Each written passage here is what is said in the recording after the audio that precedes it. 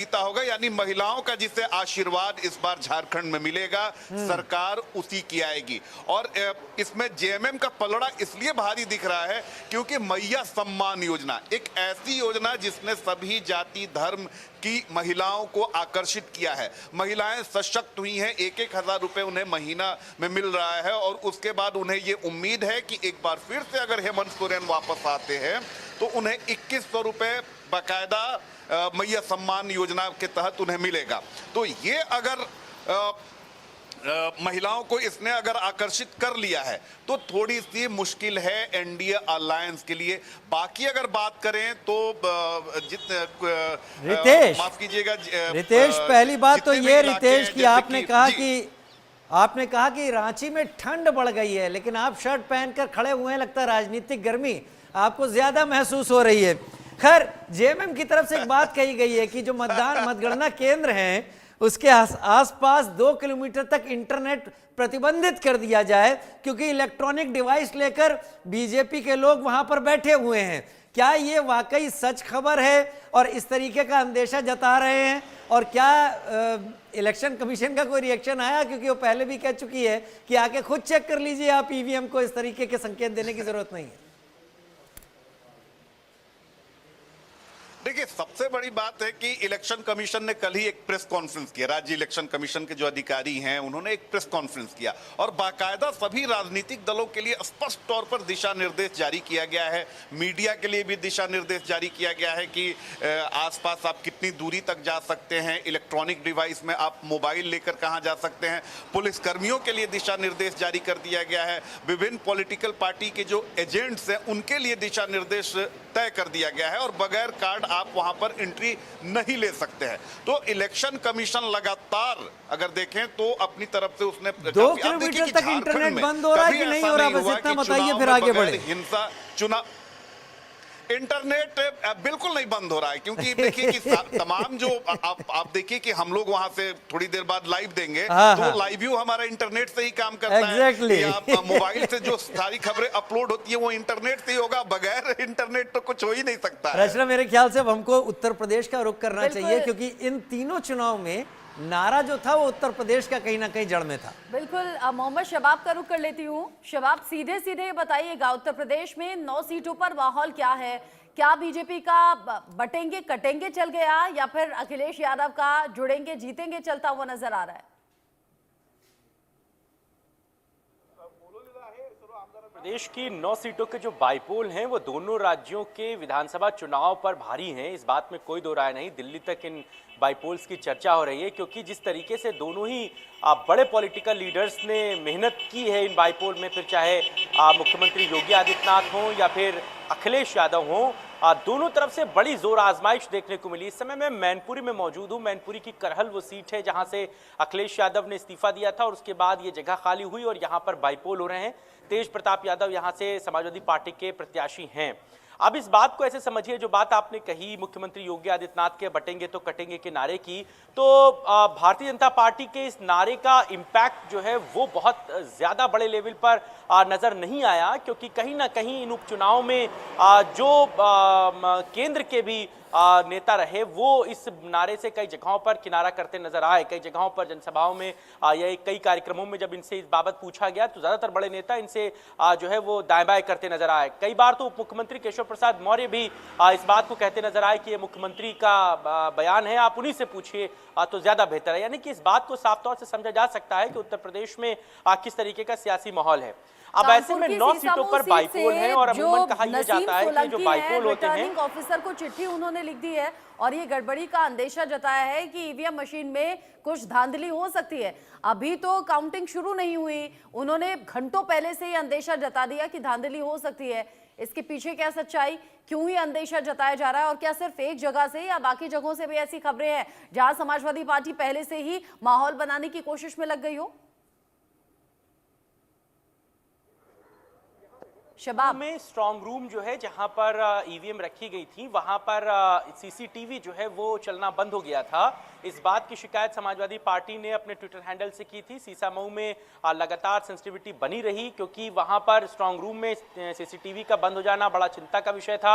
ऐसे में उन्होंने अपनी पार्टी को बताया, भारत निर्वाचन आयोग को ये पत्र दिया। इसके बाद ये मामला सुर्खियों में आया। हालांकि जो रिटर्निंग ऑफिसर हैं, जो जिलाधिकारी हैं, उन्होंने तत्काल प्रभाव से इस मामले का संज्ञान लेते हुए जो है वहां पर स्ट्रांग रूम में सीसीटीवी को सही कराया और उन्होंने इस बात को एक्सेप्ट किया कि हाँ, सीसीटीवी बंद हो गया था, कुछ टेक्निकली वजह थी, लेकिन उसको एज सून एज पॉसिबल ठीक करा दिया गया है। तो इसके पीछे की जो चिट्ठी लिखे जाने की वजह थी वो ये थी क्योंकि स्ट्रांग रूम का सीसीटीवी बंद हो गया था।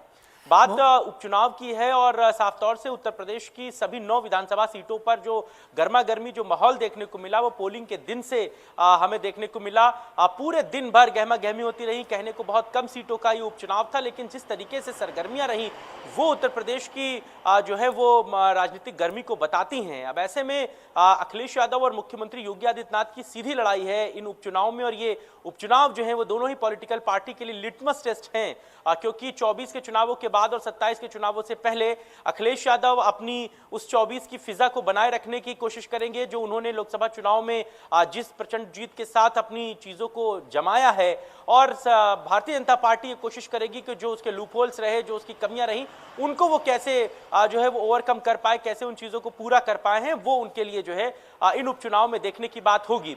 लेकिन ये बात यकीन मानिए कि जिस तरीके से समाजवादी पार्टी ने एग्रेशन के साथ इन बाईपोल्स को लड़ा है, वो ये बात साफ तौर से जो है पब्लिक के बीच में पहुंचाने में कामयाब रही कि भले वो सीटें कम जीते, लेकिन भारतीय जनता पार्टी ज्यादा सीटें जीतने के बावजूद भी अब जैसे जैसे आगे बढ़ेगी एक तरफ तो अग्रेशन दिखेगा ही, जो लोग हार रहे होंगे वो तरह तरह से अग्रेशन दिखाएंगे, अग्रेसिव होंगे और तरह तरह के आरोप भी लगाएंगे। जो दर्शक अभी अभी हमारे साथ जुड़े हैं वो जान ले, आज जो चुनावों के नतीजे हैं वो सुबह 8 बजे से आने शुरू हो जाएंगे और आपके अपने चैनल इंडिया न्यूज ने की है खास तैयारी, जिसमें नीचे की तरफ पट्टी आप देखेंगे तो आपको महाराष्ट्र का समीकरण समझ में आएगा। 288 सीटों पर अभी आपको हर जगह 0 नजर आ रहा है, लेकिन जैसे जैसे नंबर्स आने शुरू हो जाएंगे वैसे वैसे उस पार्टी के आगे वो नंबर बढ़ते चले जाएंगे और ये मालूम हो जाएगा अगले कुछ घंटों में कि महाराष्ट्र में इस बार बनने जा रही है किसकी सरकार। ठीक इसी तरह राजीव ऊपर की तरफ झारखंड की पट्टी है और इसी तरीके से उत्तर प्रदेश और बाकी 46 जगहों के उपचुनाव को लेकर भी जानकारी आपके सामने आती रहेगी। वायनाड की भी तस्वीर आपके सामने रखेंगे। लेकिन मोहम्मद शबाब, आपको देखकर एक बात तो समझ में आ गई कि ठंड आपके पास ज्यादा है। रितेश तो बस ठंड की बात ही कर रहे थे। खैर, डरल मिलिंडा का रुख कर लेते हैं, मुंबई से मेरे साथ लाइव इस वक्त जुड़े हुए हैं। डरल, क्या तैयारी है वहां पर? एग्जिट पोल्स की अगर बात करें तो पिछले कुछ दिनों से एग्जिट होने में बड़ी तकलीफ हो रही है। एग्जिट पोल को 11 में से 6 एनडीए की बात यहां पर करते दिखाई पड़ रहे हैं, 4 इंडी ब्लॉक की बात कर रहे हैं और 1 हंग असेंबली की बात कर रहा है। इस बीच काउंटिंग शुरू होने की तैयारी है। तस्वीर दिखाएं और बताएं क्या कुछ चल रहा है वहां पर, किस तरीके से पॉलिटिकल रस्साकशी चल रही है, आगे क्या होगा उसके लिए तैयारी। देखिए, आज महाराष्ट्र के लिए बहुत बड़ा दिन है क्योंकि 288 जो विधानसभा जगह है उस पर जो काउंटिंग है वो कुछ ही देर में शुरू होने वाली है। महायुति सरकार बनाएगी कि महाविकास आघाड़ी, और कौन अगला मुख्यमंत्री होगा महाराष्ट्र का, ये भी देखना अहम होगा। एग्जिट पोल जो आए थे उसमें 11 में से 6 एग्जिट पोल में जो है वो ऐसा बताया जाए कि एनडीए की सरकार जो है वो महाराष्ट्र में बनेगी, और मुख्यमंत्री कौन होगा इसके बारे में अभी तक जो है वो पिक्चर क्लियर नहीं है। फिलहाल मैं हूँ महाराष्ट्र के मुख्यमंत्री एकनाथ शिंदे, इनके कोपरी 5 पाकड़ी इस विधानसभा क्षेत्र में, और कुछ ही देर में 8 बजे जो है वो काउंटिंग इधर शुरू होगी। हम देख सकते हैं जो इलेक्शन कमीशन के जो अधिकारी है वो काउंटिंग सेंटर पे आना शुरू है, और उसी के साथ बड़ा पुलिस फोर्स जो इधर डिप्लॉय किया गया है, स्टेट पुलिस हो, सीएपीएफ हो, सभी जवान जो है वो इधर डिप्लॉय किए गए हैं, और 8 बजे से जो है रिजल्ट सामने आना चालू हो गया। देखा जाए तो इस विधानसभा क्षेत्र से 2 उम्मीदवार जो है उनमें स्ट्रेट फाइट होने वाली है। शिवसेना से मुख्यमंत्री एकनाथ शिंदे और शिवसेना यूबीटी से केदार दिघे, इनके बीच जो है वो स्ट्रेट फाइट होने वाली है। मुख्यमंत्री एकनाथ शिंदे की ये 5वीं टर्म है, और क्या इस बार वो कितने वोट से जीत के आएंगे वो देखना दिलचस्प होगा। साथ ही साथ महायुति सरकार बनाएगी कि महाविकास आघाड़ी, ये भी देखना अहम होगा, क्योंकि जो लाड़की बहन योजना जो मुख्यमंत्री एकनाथ शिंदे ने जो महाराष्ट्र में चालू की है उसका जो है बहुत बड़े पैमाने पे लोगों को फायदा भी हुआ, और जिससे हमने देखा कि इस बार का जो वोटिंग परसेंटेज है उसको लेकर भी बड़ी चर्चा है। 30 सालों में ये पहली बार हुआ है जब 65% के पार पहुंच गया वोटिंग परसेंटेज। पिछले साल के मुकाबले माफ कीजिए, पिछली बार के मुकाबले यानी कि 2019 के मुकाबले यहाँ करीब करीब 4% ज्यादा वोटिंग हुई है। अब ऐसे में ज्यादा वोटिंग होती है तो दो तरीके के मायने होते हैं, या तो सत्ता परिवर्तन होने वाला है और जोर शोर से लोगों ने वोट डाला है, या फिर मौजूदा सरकार पर भरोसा ये है और उसी को बचाए रखने के लिए लोग वोट डालते हैं। पिछले कुछ वक्त में एग्जिट पोल एग्जैक्ट पोल में तब्दील नहीं होते हैं। जैसे अभी राजीव ने जिक्र किया कि 11 में से 6 में बीजेपी को बढ़त मिलती हुई नजर आ रही है, 4 में कांग्रेस को बढ़त मिलती हुई नजर आ रही है, यानी कि एमवीए होगा या फिर महायुति होगा, एक में हंग असेंबली है। आम लोगों में चर्चा किस तरह की है, अगर आपने लोगों से बात की और नेता किस तरीके का दावा कर रहे हैं? देखिए 2019 के मुकाबले इस बार जो है वो वोटिंग परसेंटेज ज़्यादा था, और जो लोकसभा में जो वोटिंग परसेंटेज था महाराष्ट्र और मुंबई में, उससे ज़्यादा वोटिंग परसेंटेज इस बार विधानसभा इलेक्शन में हुआ है। महिलाओं की संख्या भी इस बार ज़्यादा थी, क्योंकि हमने देखा जो मुख्यमंत्री लाड़की बहन योजना जो महाराष्ट्र सरकार ने लागू की है, उसका फ़ायदा जो है वो महिलाओं का हुआ है। और ऐसा कहा जा रहा है कि महिलाओं ने बड़े पैमाने पर इस बार वोटिंग के लिए भी उतर कर आए थे। फिलहाल जब लोगों से हम बात करते हैं तो कई लोगों का ऐसा कहना है कि महायुति की आएगी, तो कोई लोग ऐसा कहते हैं महाविकास आघाड़ी की आएगी। लेकिन नेताओं की जब बात करते हैं तो दोनों अलायंस के जो नेता है वो कॉन्फिडेंस से कहते हैं कि हमारी सरकार आएगी। दोपहर को 12 से लेकर 1 बजे तक का जो महाराष्ट्र का पिक्चर है वो क्लियर हो जाएगा, किसकी सरकार आएगी और कौन अगला मुख्यमंत्री बनेगा महाराष्ट्र का। लेकिन जो लाड़की बहन योजना महाराष्ट्र में जो महायुति की सरकार ने लाई थी, उसका फायदा जो है वो महायुति को हो सकता है एक मास्टर स्ट्रोक बोल के, क्योंकि जो ग्रामीण इलाके हैं महाराष्ट्र में वहाँ महिलाओं को इसका जो है बहुत लाभ हुआ है। कई महिलाओं ने इसी से जो है अपना बिजनेस जो है वो चालू किया है, और इसी की वजह से जो हमने देखा कि इस बार वोट टर्नआउट भी महाराष्ट्र में ज्यादा था।